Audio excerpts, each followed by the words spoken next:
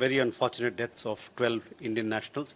Several others also died of other nationalities, but we lost 12 of our nationals in the tragedy in Ras Laffan gas field, where an explosion happened.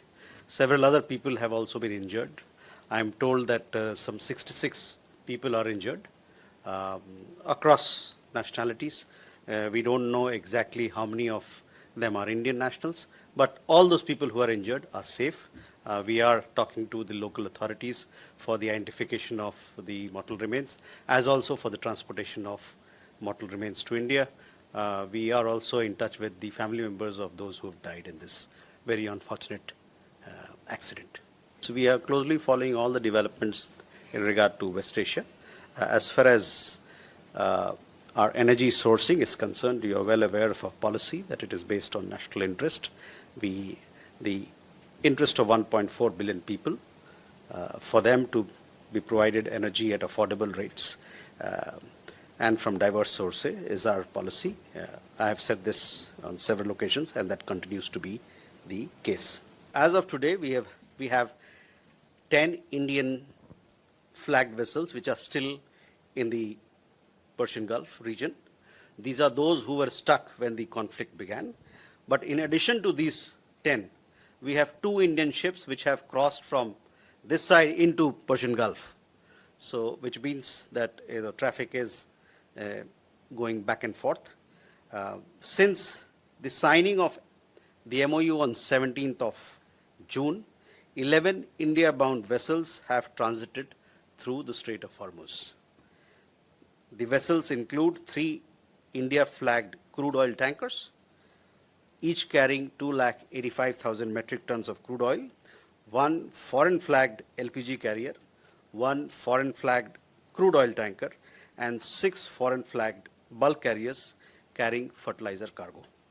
And it is our expectation and hope that the remaining Indian-flagged vessels, of which the number of which I just gave you, would also be able to cross the Hormuz soon. The BRICS NSA meeting is happening over 2 days, 22nd and 23rd. On 22nd, that is yesterday, National Security Advisor, he had bilateral meetings with several of his counterparts, including from Iran, Ethiopia, Brazil, China, and South Africa. Today, they've had the NSA meeting, the BRICS NSA's meeting, where the agenda, as we had informed you earlier, the agenda is how do the BRICS countries together, they deal with non-traditional security challenges that the world confronts. Also, they would discuss the evolving nature of national security challenges and the role of new technologies in the emerging security threats. There are other elements also that will form part of, or that was part of the discussions. As we had informed you, the review of the outcomes of the recently held BRICS joint working groups on counterterrorism and on security in the use of information and communication technologies was also to be reviewed at this particular meeting. There was a meeting yesterday between the National Security Advisor and the CPC Politburo and Foreign Minister of China, His Excellency Wang Yi. As we have in our readout told you, the 2 sides reviewed recent developments in bilateral relations and noted progress towards gradual normalization in ties. National Security Advisor underlined that stable, predictable, and constructive bilateral relations contribute to building of trust and better understanding between the two sides, and these discussions were forward-looking and constructive. Yes, our National Security Advisor had a meeting with the Iranian counterpart, who's here to attend the BRICS NSA meeting. Both sides reviewed the ongoing situation in West Asia. They discussed various aspects of the developments that are happening there. They also discussed cooperation under BRICS platform, as also various aspects of India-Iran bilateral ties. Regarding India-UAE defense partnership, this is a very important partnership. Our relationship with the United Arab Emirates in the recent several years has actually seen a major swing, a major upswing, and in that upswing, the defense partnership also plays an important role. That also has strengthened and deepened. So that is where we are in our defense partnership with UAE. On the USTR is here in the capital. We have these discussions on the trade agreement, which is ongoing.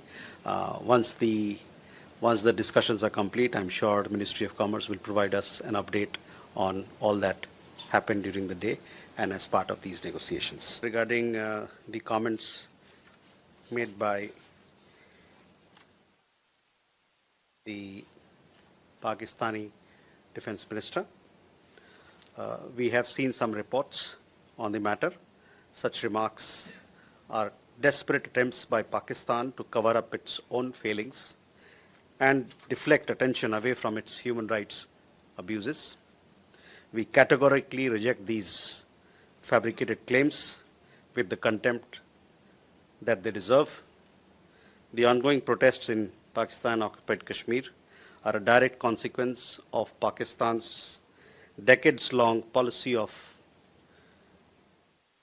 systemic economic exploitation, denial of fundamental rights, and administrative oppression in areas under its illegal and forcible occupation. The Pakistani state has responded with extreme police brutality, blocking of essential supplies and medicines, internet blackouts, and use of lethal force against unarmed civilians. As you know, several people have also lost their lives. We hope the international community will hold Pakistan accountable for its misdeeds and abuses.